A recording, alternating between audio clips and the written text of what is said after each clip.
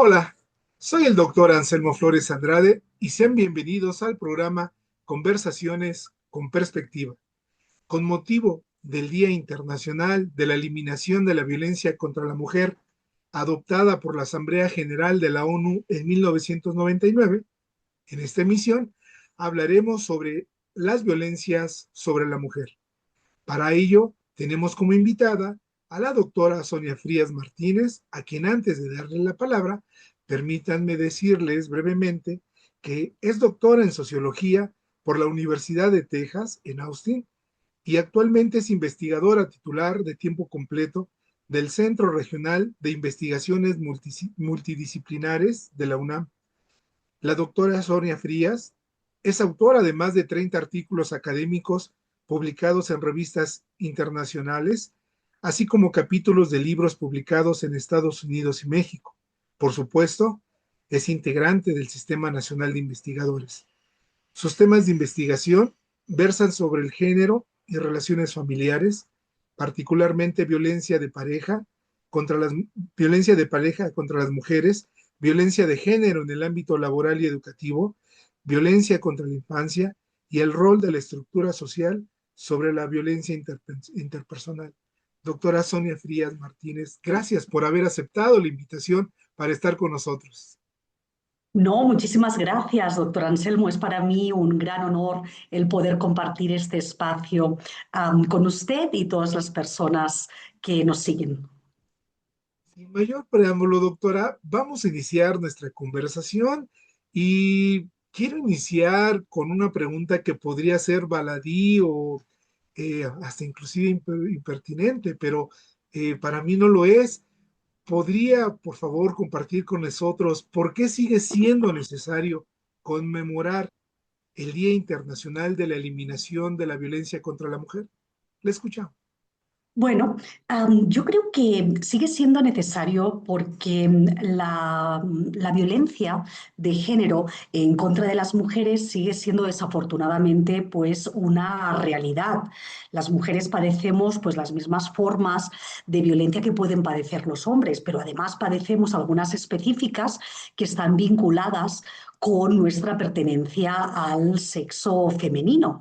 Aparte, necesitamos visibilizar estas violencias de género que padecemos, ya que no se tratan de un fenómeno aislado, no se trata de algo doméstico, no se trata de algo de que pues hay algunas personas mala onda que son violentos y tampoco se trata de algo que solamente les suceda a ciertas mujeres sino a otras, ¿no? Es decir, esta violencia de género es parte de este orden social patriarcal que nos acaba afectando a todas. Además, las cifras que tenemos en nuestro país, y bueno, no solamente en nuestro país, México, sino también a nivel global, muestran que la violencia sexual, la violencia de pareja, la violencia institucional, la violencia obstétrica, incluyendo la violencia feminicida, que es la expresión más extrema de violencia, pues continúan persistiendo. Entonces, el hecho de conmemorar el 25 de noviembre nos permite recordar la violencia de género como un fenómeno global, como un problema político y no algo aislado. En este día, el 25 de noviembre, pues volvemos visible lo que muchas veces se considera normal o incluso inevitable. Cuando salimos a las calles, normalmente para manifestarnos, estamos exigiendo al Estado, estamos exigiendo a nuestros gobiernos que garanticen nuestro acceso a una vida libre de violencia. Y cuando estamos en las manifestaciones y vemos mujeres de todas las edades, de todos los estratos socioeconómicos, sabemos que no son experiencias aisladas, sino que son experiencias compartidas. Y al mismo tiempo, el hecho de conmemorarlo, lo que acaba resultando es que acaba obligando, en cierta manera, ¿no?, a que los medios de comunicación nos cubran y al mismo tiempo también a que se posicionen los gobiernos de una manera pública. Totalmente de acuerdo con usted, doctora, y qué importante es seguir recordándonos que a pesar de los avances que han ocurrido de la normatividad y legislación para poder erradicar y prevenir este flagelo, sigue incrementándose. Pero, doctora Sonia, más allá de los extremos como el feminicidio, la agresión física o el abuso sexual, ¿cómo se manifiestan las violencias contra las mujeres en nuestra vida cotidiana? Bueno, pues desafortunadamente esta violencia de género, porque la violencia de género está enraizada precisamente en un sistema de organización social llamado patriarcado, que hace que los individuos ocupemos distintas posiciones, ¿no? Incluso la violencia de género acaba siendo una prerrogativa, ¿no? Normalmente del varón para garantizar la subordinación y la desigualdad. Entonces, esta violencia de género pues se acaba manifestando de múltiples formas, tanto en la esfera pública como en la esfera privada. Con la pregunta que me plantea, pues voy a hablar de algunas de las formas que son como más sutiles en las cuales se expresa esta violencia, a veces como micromachismos o como acoso basado en el género. Por ejemplo, cuando en el trabajo a lo mejor expresamos nuestra opinión de una manera enfática y algún compañero o compañera, que también puede pasar, ¿no? Nos dice que estamos hormonales, ¿vale? O que seguro que ya estamos menopáusicas o que estamos en los días, etcétera. Eso es violencia de género. También, por ejemplo, que acaba siendo relativamente común, que a lo mejor vamos a una cita médica acompañadas por nuestra pareja del sexo masculino y entonces el médico, pues muchas veces acaba dirigiéndose única y exclusivamente al hombre, cuando en realidad nosotras somos las pacientes, ¿no? También se manifiesta, por ejemplo, cuando somos objeto de acoso sexual por compañeros de trabajo o cuando nuestras posibilidades de obtener alguna mejoría en nuestras condiciones de empleo, pues se ven limitadas porque no hemos querido intercambiar algún tipo de favor, ¿no? De carácter sexual con esa persona. Y esa violencia, pues acaba, como le digo, manifestándose en distintos ámbitos.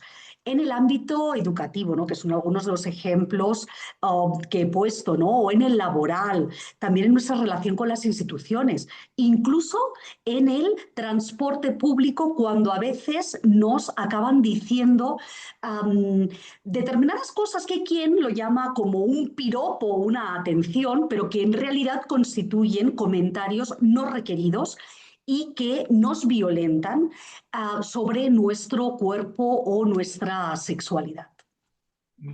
Doctora Sonia, y dentro de esto que usted menciona también el humillar, el desvalorizar y el controlar, también es una forma de esta forma cotidiana que violencia, que es violencia contra las mujeres, por no decir también la violencia económica.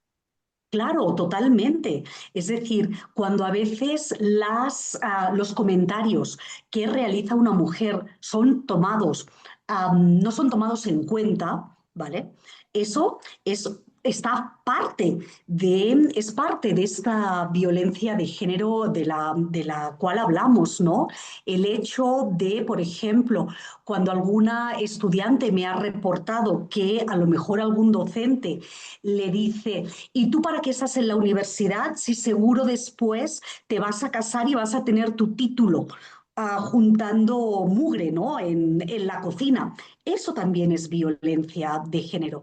El hecho de que, por ejemplo, cuando las mujeres se quedan embarazadas, que sean consideradas como menos capaces para realizar un determinado trabajo.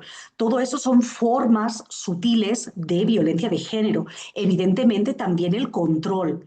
Hay veces que las mujeres a lo mejor no padecen una violencia de carácter físico o emocional, pero sí son son controladas, sobre todo a partir de sus celulares. Cuando de repente el novio, pareja, esposo, peor es nada, se hace el encontradizo siempre, no es que sea una atención, es que quiere saber dónde estamos, con quién estamos. Eso es parte de este patrón de violencia de género.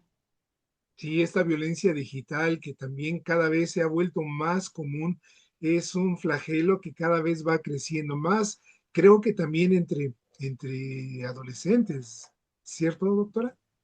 Eso es cierto, es decir, los medios de las nuevas tecnologías de información y comunicación pues nos han abierto una gran posibilidad de nuevas formas de comunicarnos, nos han acercado pues a muchas realidades, pero al mismo tiempo también son nuevos vehículos a partir de los cuales se está ejerciendo la violencia, pero al mismo tiempo también se está particularizando de cierta manera. Y es algo que por el acceso que tienen las personas, pues les puede suceder principalmente a los jóvenes, pero las personas que ya estamos ahí en otras etapas de la vida, pues también nos puede suceder.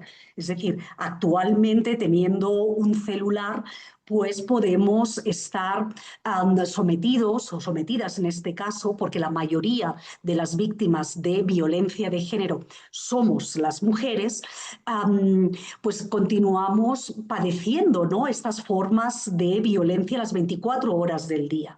Pensemos, por ejemplo, en fenómenos que han proliferado y se han extendido a raíz del uso de estas nuevas tecnologías, como por ejemplo la pornovenganza, ¿no?, que consiste cuando tu expareja pues acaba compartiendo fotos de explícitas con contenido de carácter sexual en las redes o a otras personas.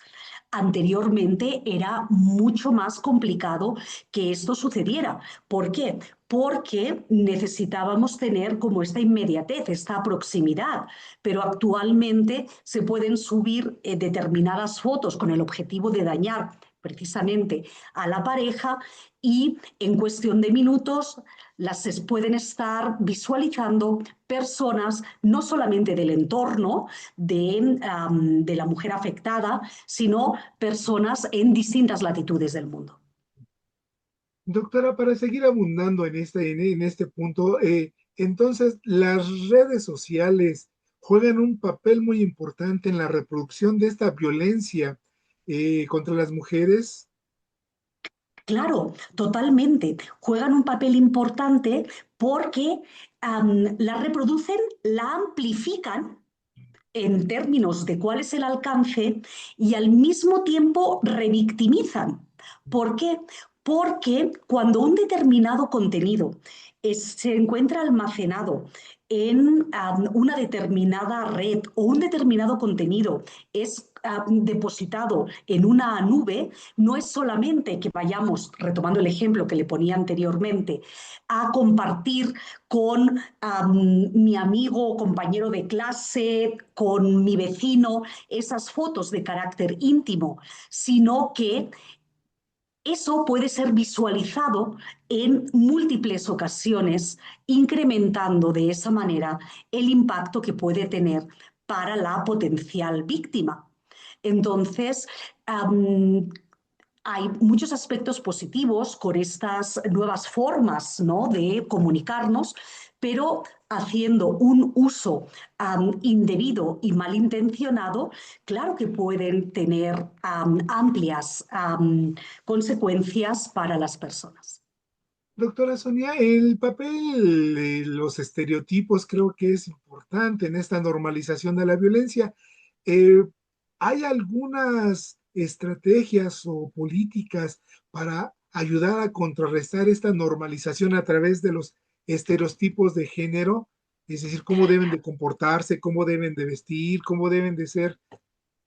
Fíjese que esa es una pregunta muy interesante porque los individuos desde que nacemos pues a partir de distintas agencias de socialización, como la familia, la escuela, los medios de comunicación, am, pues nos acaban enseñando cómo debemos ser y cómo debemos comportarnos. No solamente en sociedad, sino que también nos enseñan cuáles son los roles, es decir, los papeles que debemos ejercer las personas en función de nuestro sexo.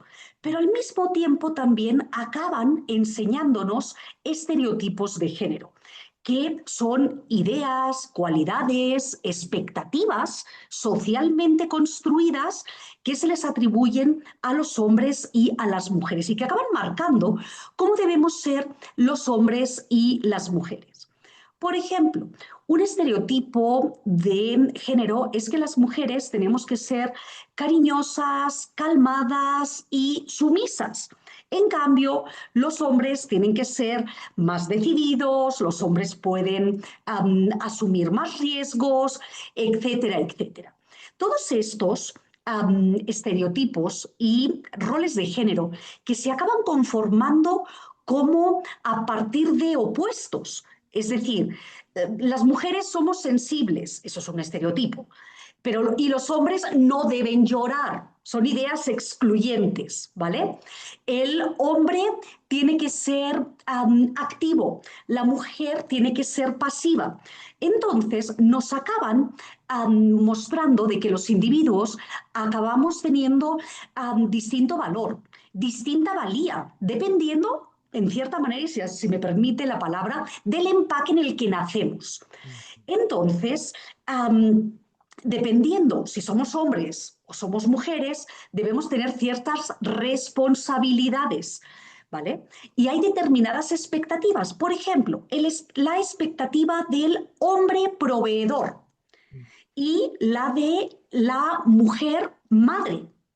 De la misma manera, hay expectativas sobre que las mujeres tenemos que ser recatadas, que las mujeres pues tenemos un rol pasivo en la sexualidad, y el hombre, en cambio, es algo diferente. Entonces, en este sentido, estos roles y estereotipos de género también están detrás de estas violencias de género, porque estos roles de género y estereotipos pues acaban siendo como vehículos a partir de los cuales se expresa el patriarcado. Por ejemplo, haciendo referencia a la violencia obstétrica, cuando una mujer está en labor de parto y el personal de salud le grita, seguro que no gritaste tanto cuando te lo hicieron, o aguanta el dolor, no que estuviste de loca, pues ahora te aguantas. Esto lo que tiene detrás es esta idea de que la mujer tiene que ser un ser pasivo en muchos ámbitos, incluyendo el ámbito de la sexualidad. Y volviendo con lo que nos acaba sucediendo a las mujeres en nuestro contacto con los servicios de salud, por ejemplo, hay mujeres que a lo mejor desean someterse voluntariamente a una esterilización.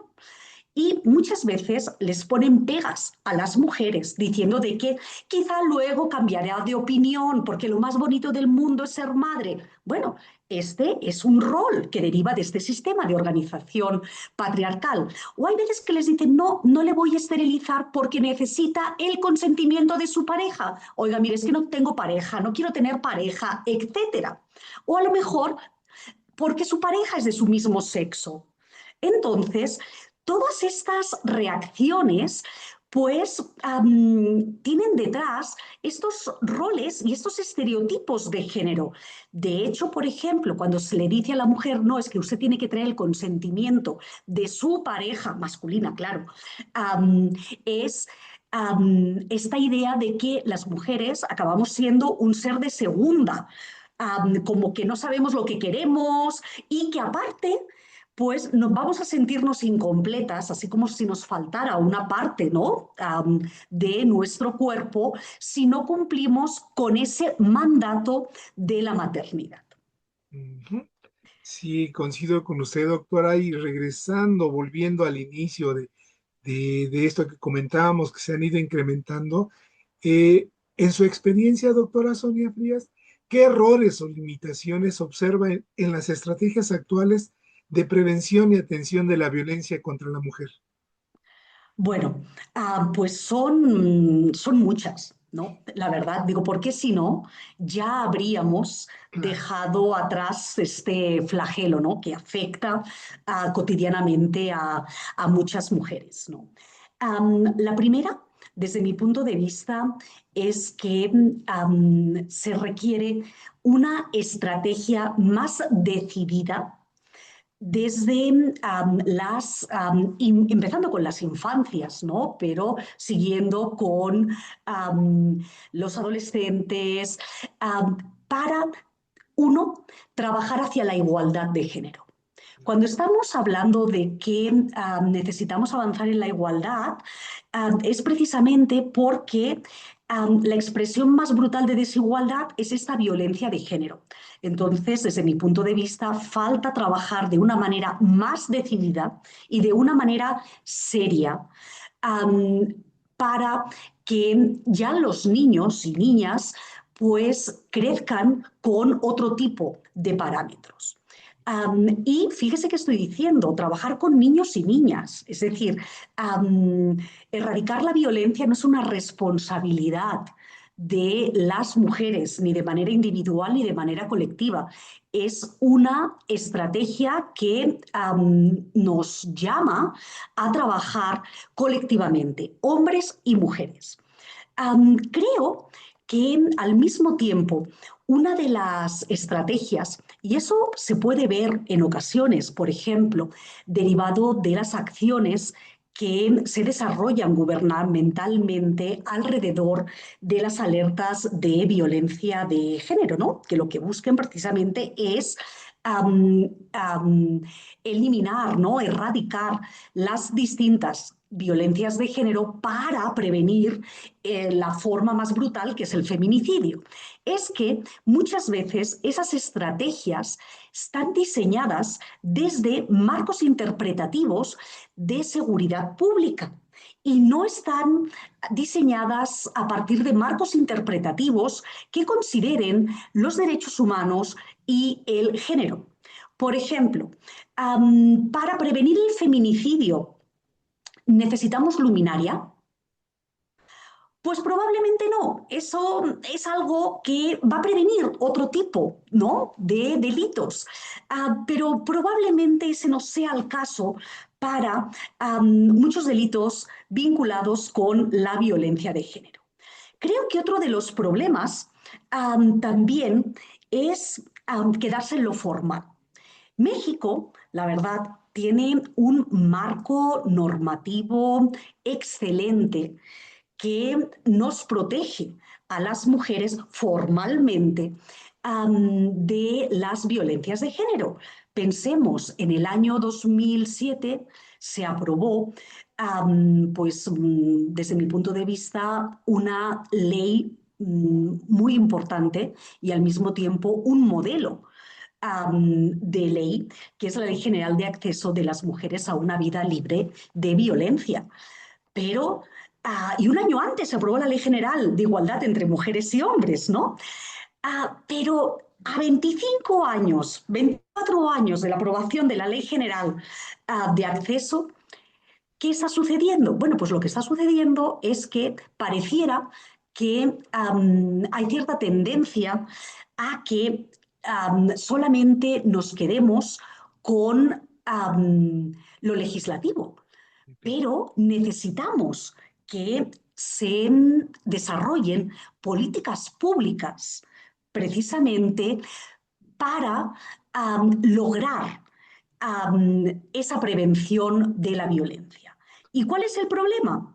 Pues el problema, doctor Anselmo, es precisamente que hay veces que es una simulación, es decir, que no hay suficientes recursos precisamente para echar a andar las políticas públicas que se requieren. Y otro de los problemas que también hay es precisamente que hay políticas públicas y las que hay no se evalúan. Es decir, ese es un grave error. No porque vengamos haciendo algo desde hace 20 años, por ejemplo, es algo que tenemos que continuar haciendo. Dentro del análisis de políticas públicas es importante evaluar, ¿eso está funcionando, no está funcionando? ¿Qué ajustes necesitamos hacer? Y otro de los problemas, desde mi punto de vista, es la falta de recursos destinados de manera etiquetada, de manera segura, ¿vale? A estas políticas de prevención de la violencia. Y fíjese que estoy diciendo prevención porque si prevenimos no tenemos que atender y no tenemos que sancionar, ¿no? Entonces, ante recursos escasos, muchas veces lo que desde los distintos sectores gubernamentales se acaba haciendo es la atención. ¿Por qué? Porque el problema ya lo tenemos ahí. Entonces, lo único que acabamos haciendo es como poner curitas, porque en realidad lo que tenemos que hacer es atacar al origen del problema. Doctora Sonia, esto que usted nos acaba de compartir y esto que también ha contribuido, o podríamos decir más bien que estas insuficiencias han generado impunidad y también es por eso que este flagelo continúa. Claro, totalmente. El tema de la impunidad es un tema galopante que tenemos en México, no solamente, desafortunadamente, en cuestiones que tienen que ver con violencia de género, sino también vinculado con otro tipo de delitos. Es decir, y esta impunidad, pues desde la teoría de la acción razonada, lo que hace precisamente es no acabar no inhibiendo a los individuos a comportarse de acuerdo con las reglas establecidas. Y eso, pues lo vemos. Fíjese que hace unos años me tocó entrevistar a mujeres migrantes, mujeres mexicanas, migrantes en Estados Unidos.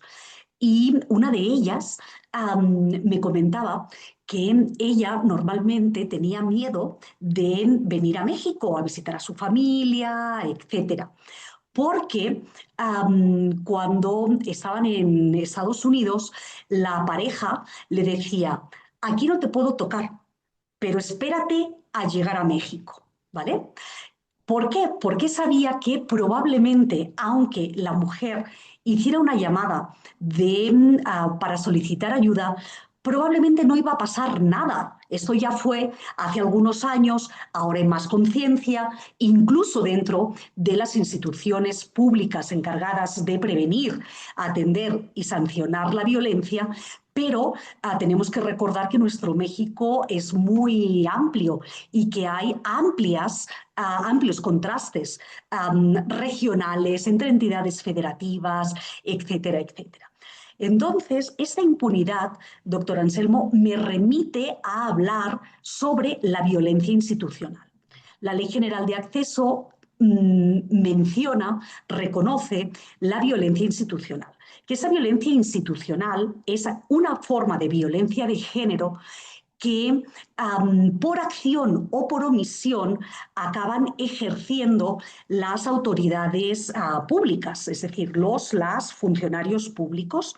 Entonces, esta violencia institucional acaba revictimizando a las víctimas, acaba poniéndolas en una situación de indefensión y al mismo tiempo acaba perpetuando estas situaciones de violencia.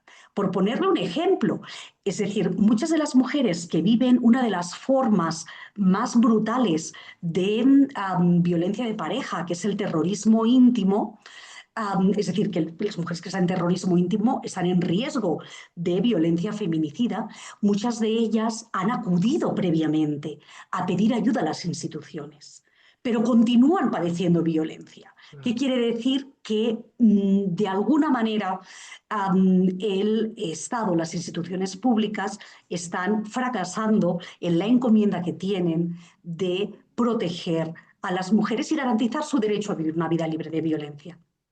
Y con base en esto que nos comparte, doctora Sonia, eh, me corrige si me equivoco, pero mi percepción es de que creo que no existen programas que trabajen sobre los agresores y por eso reinciden, por eso también que fortalece esta impunidad.